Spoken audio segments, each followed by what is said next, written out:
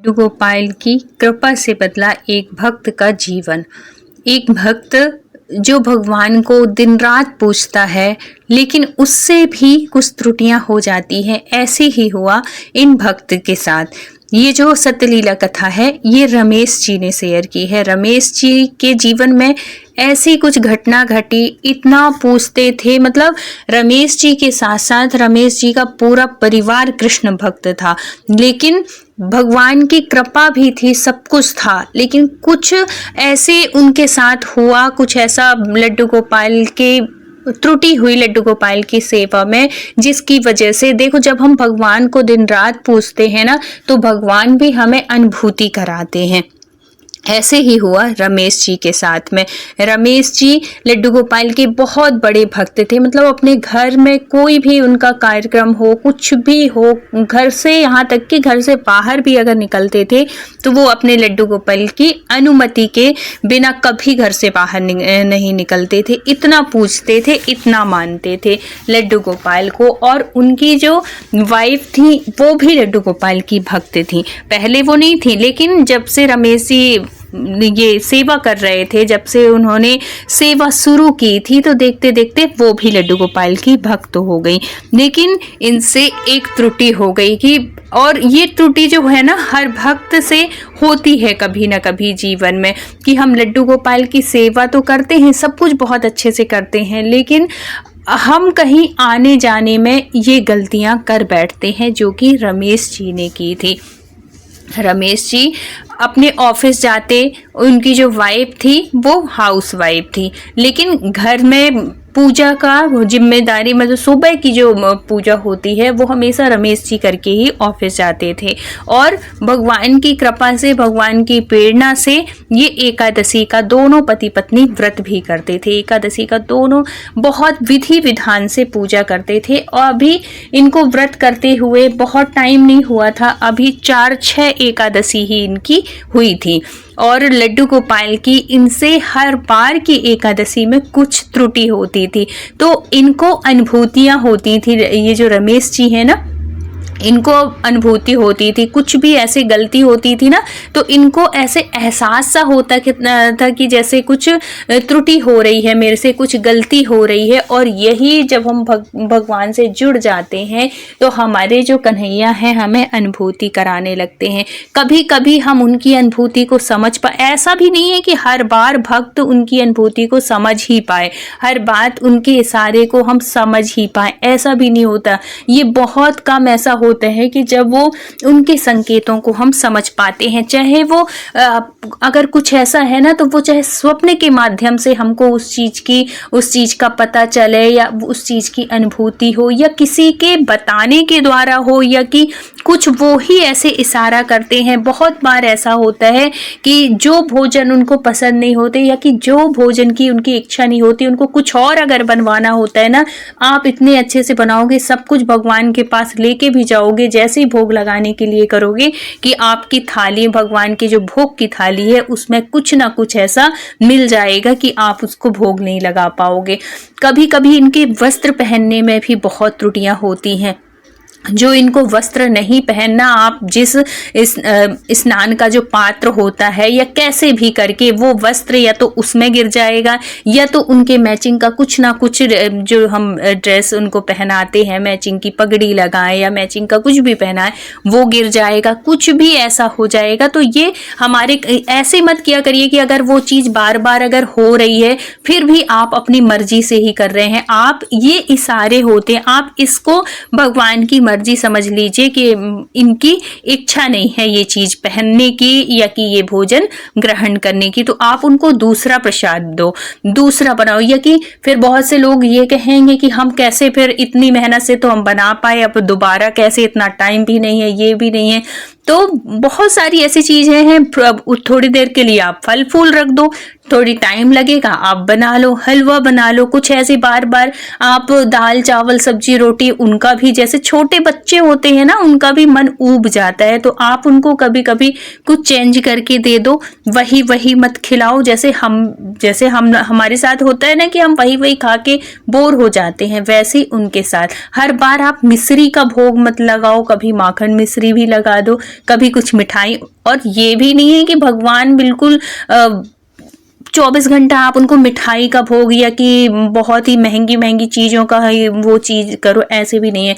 भगवान आपके भाव के भूखे होते हैं, भगवान आपकी परिस्थिति समझते हैं। सब कुछ एक होता है कि सब कुछ होने के बाद भी बहुत कंजूस होते हैं कि इतने लखपति हैं, करोड़पति हैं, लेकिन उनके भगवान के पास जब भी आप देखो तो आप उनके पास मिश्री ही मिलेगी। क्या वो मिठाई नहीं खिला सकते? क्या वो और अच्छी अच्छी चीज़ें, हलवा नहीं बनवा सकते हैं, खीर नहीं बनवा सकते, सब कुछ करवा सकते हैं, लेकिन कंजूस इतने कि वो नहीं करवाते। तो अगर ऐसे अगर है तो फिर तो ये तो गलत बात है। लेकिन अगर आपकी ऐसी परिस्थिति नहीं है कि आप उनको रोज ही मिठाई खिलाओ, आप उनको रोज ही फल फ्रूट खिलाओ, तो आप जो खाते हो आप उसका भोग लगाओ, एकदम सात्विक भोज, भगवान वो भी स्वीकार करते हैं। तो अब इनके साथ क्या होता है कि ये एकादशी का व्रत करते थे, और एकादशी के व्रत में ना बहुत बार बहुत लोग ऐसे त्रुटि कर देते हैं कि हमारे घर में मैं भी व्रत हूँ, मेरे हस्बैंड भी व्रत हैं, तो अब भोजन तो कुछ बनेगा नहीं।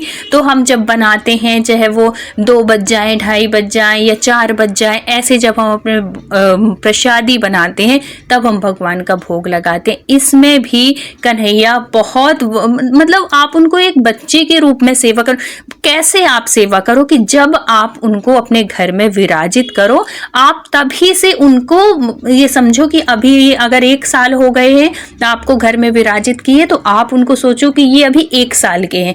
10 साल हो गए हैं तो आप उनको सोचो कि ये 10 साल के। मतलब इस भाव से जब आप उनकी सेवा करोगे ना, तो आपके अंदर भी वो भाव जागृत होंगे और आपके कन्हैया भी वैसे अनुभूति कराएंगे। आप बिल्कुल एक छोटे बच्चे के जैसे उनको पालो, जैसे हम एक छोटे बच्चे की सेवा करते हैं, लालन पालन करते हैं, फिर देखना कन्हैया कितनी कृपा करते हैं आपके पास। तो इनसे यही बार बार त्रुटि होती थी कि ये ना जब भी ये व्रत करते थे तो ये कन्हैया को भोग नहीं लगाते थे। ये था कि अब और ऐसा अधिकतर होता है कि हमें तो खाना नहीं है, घर में कोई खाने वाला नहीं है, तो हम क्यों बनाए भैया, वो भी तो हैं, उनको भी तो आपने विराजित किया है, वो भी तो आपने अगर कोई रिश्ता के साथ बने तो वो भी तो आपके खाने का इंतजार करते हैं, भोग लगने का इंतजार करते हैं। जल्दी जल्दी आप जैसे पूजा में लेट हो जाओ, आप उनके लिए कुछ पहले से रख दो। ये नहीं कि हम खाएंगे तभी हम उनको भोग लगाएंगे, ऐसा बिल्कुल भी मत करो। तभी तो फिर बहुत से लोग ऐसे भी कहते हैं ना कि हमारे कन्हैया तो हमें अनुभूति नहीं कराते। क्यों नहीं कराते? क्योंकि आपने वो भाव ही नहीं दिया है, आप वैसे उनको मानते ही नहीं हो, तो फिर वो कैसे मानेंगे आपको? ये तो स्वाभाविक सी बात है ना कि इंसानों के साथ भी ऐसा होता है यार, कि जब हम बार बार किसी भी इंसान को, कोई भी रिश्ता हो, जब हम उनको जितने प्यार से, जितने अच्छे से हम उस रिश्ते को निभाते हैं, तो सामने वाला भी हमसे वैसे ही व्यवहार करता है। फिर तो वो परमपिता परमेश्वर हैं, वो क्यों नहीं करेंगे? तो आप उनके साथ निभा के तो देखो, ऐसे रिश्ते जोड़ के तो देखो, फिर देखना कि कितनी कृपा करते हैं। फिर इनसे ये त्रुटि हो रही थी, तो भगवान का भी फर्ज है कि वो भी अपने भक्त को हो रही त्रुटि से मतलब अवगत कराता है कि ये तेरे से गलती हो रही है। तो इनको किसी के माध्यम से, इनके घर में भी ऐसा नहीं है कि सिर्फ यही बस पूजा करते थे, जैसे इतना बड़ा परिवार होता है, हर किसी का होता है। तो उसमें से इनकी बुआ जी आई हुई थी किसी त्योहार में, तो ऐसे एकादशी का व्रत था, वो भी व्रत करती थी इत्तेफाक से। तो सब जब व्रत थे तो इन्होंने कुछ बनाया नहीं, भगवान का स्नान ध्यान पंचामृत से स्नान कराया, सब कुछ किया, बहुत अच्छे से पूजा विधि सब बहुत अच्छे से की। लेकिन जब इतनी देर हो गई और सुबह का उन्होंने फल फूल भी लगाया, लेकिन जब बहुत देर हो गई, क्योंकि एकादशी वाले इतने जल्दी तो खाते नहीं है, सुबह खा लिए तो फल फूल ही खाएंगे, है ना, चाय और जो भी आप पीते हो शरबत, उस हिसाब से ही आदमी वो करता है, और दोपहर में तो खाएगा नहीं। तो ये जो थी इनकी वाइफ जो थी रमेश जी की, इन्होंने सोचा कि अब बुआ भी आई हुई हैं तो चलो मैं वो कर लेती हूँ खाना। और बुआ जैसे भाई लड़कियां बिटियां जब आती हैं तो अपने आसपास में बैठने भी जाती हैं ना, तो वो चली गई थी दोपहर में किसी पड़ोस में, चाचा जी के यहाँ चली गई थी, तो इनको पता ही नहीं था कि ये इनके घर पे क्या हो रहा है। तो जब ये शाम को आई, 5 बजे आई, तो ये इनकी जो वाइफ थी ये भोजन बना रही थी। तो ऐसी बातों ही बातों में उन्होंने पूछा, बुआ ने पूछा कि इससे, इनकी वाइफ का नाम था रीता, तो उन्होंने कहा कि रीता दोपहर में क्या लगाया था लड्डू लड्डू गोपाल को भोग, तो वो बोले कि बुआ जी आज क्या कैसे भोग लगाती, आज तो अपन सब लोगों का व्रत है, तो मैं सुबह वो जो अपन पूजा किए थे तो फल फूल रख दी थी वही। तो जब ये सुनती हैं उनकी बुआ तो वो रीता को बहुत अच्छे से समझाती हैं कि देखो वो लड्डू गोपाल हैं, एक छोटे बच्चे के जैसे, उनके साथ आप व्यवहार करो जैसे हम एक छोटे बच्चे के साथ करते हैं। जैसे हमारे घर में एक छोटा बच्चा होता है तो क्या हम व्रत हो या कुछ भी हो हम उसके खाने का पीने का ध्यान रखते हैं ना, क्योंकि हमें पता है कि इसको कब किस चीज़ की ज़रूरत होगी। तो ऐसे ही हमें भी अपने कन्हैया के साथ ऐसे ही व्यवहार करना है, ऐसे ही ध्यान रखना है।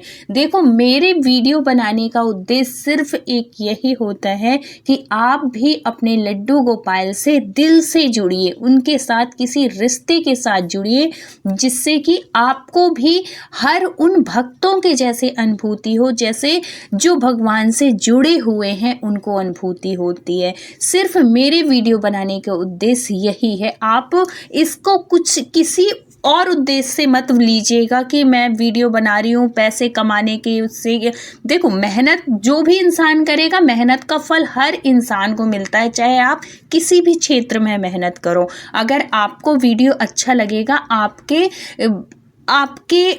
मतलब आपको कुछ ज्ञान मिलेगा, कुछ सीख मिलेगी तो आप देखोगे। अगर आपको लगेगा कि नहीं ये फालतू है तो आप नहीं देखोगे। तो आपकी मर्जी, आप देखो, आपकी मर्जी, आप लड्डू गोपाल से जुड़ो ना जुड़ो, लेकिन मेरा उद्देश्य सिर्फ यही है। तो अगर वीडियो आपको अच्छे लगते हैं तो प्लीज़ लाइक कर दिया करिए, और अगर अभी तक चैनल को सब्सक्राइब नहीं किए हैं, लड्डू गोपाल के भक्त हैं, तो ज़रूर सब्सक्राइब कर लीजिएगा, ये रिक्वेस्ट है मेरी। तो जब बुआ ये सारी बात बताती हैं तो रीता जी को भी अपनी गलती का एहसास होता है और उनको भी लगता है कि हाँ इतने दिन से जो मैं कर रही थी ये बहुत गलत कर रही थी। क्योंकि कभी कभी ना हमारे साथ क्या होता है कि हम करते हैं लेकिन हमें इस चीज़ का एहसास नहीं होता कि हम कुछ गलत कर रहे हैं, हमारी बुद्धि ही नहीं चलती। लेकिन जब हम कन्हैया की सेवा करते हैं ना तो वो माध्यम कोई भी हो, चाहे किसी भी माध्यम से हो, आप तक वो जानकारी ज़रूर पहुंचाते हैं। और अगर आपसे सेवा में किसी भी तरीके से अगर त्रुटि हो रही है तो वो जानकारी ज़रूर आपके पास पहुंचेगी ही पहुंचेगी। तो ये वीडियो भी अगर आपके पास पहुंच रहा है, आप भी अगर व्रत करते हैं एकादशी का या कोई सा भी व्रत करते हैं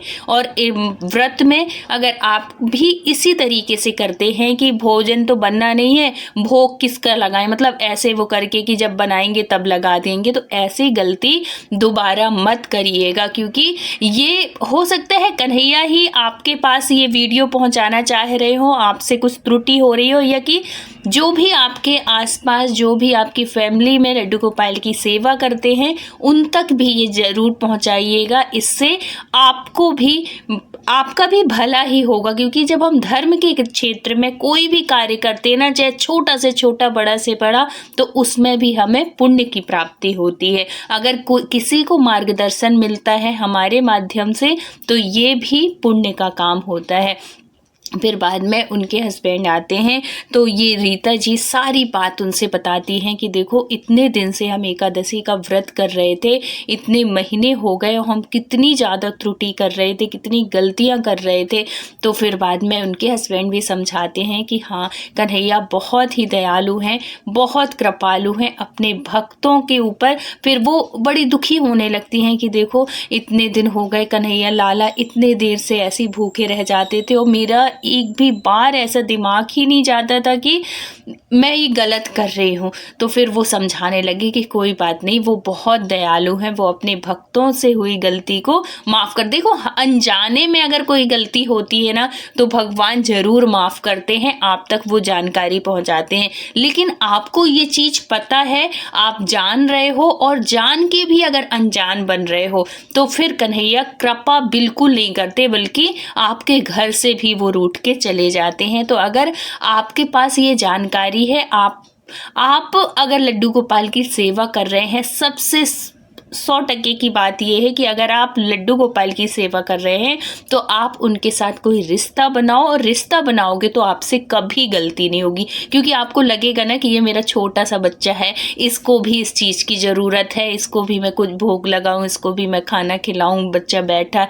ऐसे जो भाव आते हैं ना हमारे, तो इसी तरीके से आते हैं। इसलिए अपने लड्डू गोपाल से बहुत प्रेम करिए। जितना आप करेंगे ना, उससे कई गुना ज़्यादा आपसे आपके कन्हैया करेंगे, आपके लड्डू गोपाल। आप जिस भी रिश्ते के साथ आप जुड़े हो, बहुत प्यार मिलता है सच में। मैं तो अपने शब्दों में नहीं बता सकती कि कितने दयालु हैं, करे कितनी कृपा करते हैं, कहाँ से कहाँ पहुँचा देते हैं। ये उन भक्तों से पूछिएगा जो इनकी सेवा करते हैं, जो इनसे दिल से जुड़े हुए हैं। सिर्फ देखो, कहाँ से कहाँ पहुँचाने का मतलब ये नहीं है कि आप करोड़पति बन गए रातों रात, आप अरबपति बन गए रातों रात। नहीं, आपकी जो सोच है उसको एकदम से बदल देते हैं। आपकी जो सोच है वो एकदम सात्विक हो जाएगी, एकदम धार्मिक हो जाएगी, आप भक्ति से जुड़ जाएंगे, आपका जो दिमाग है वो शांत हो जाएगा, आनंद में जीवन जीने लगेंगे आप। सिर्फ पैसा ही जीवन नहीं होता, जीवन की जो खुशियाँ होती हैं ना, वो आनंद जो होता है वो भक्ति से होता है। आप जितना जुड़ते जाएंगे आपका जीवन उतना ही खुशहाल होता जाएगा। तो एक बार जुड़ी